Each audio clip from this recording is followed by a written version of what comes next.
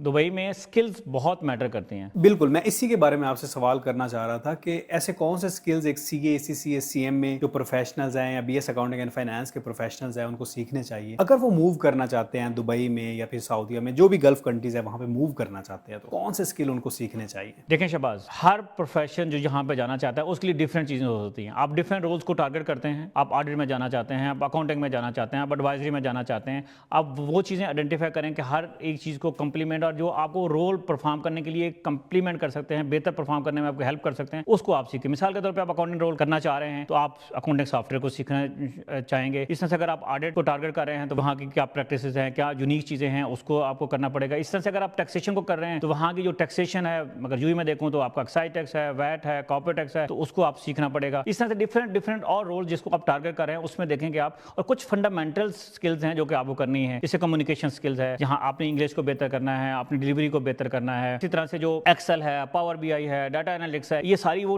Techniques हैं, AI है, ये सारी वो चीज़ें हैं जो कि हर रोल के लिए जो है ना वो बेनिफिशियल है, हर रोल के लिए ज़रूरी है। तो इस तरह से जो है वो आप अपने role specific and then general दोनों स्किल के ऊपर काम करना चाहिए।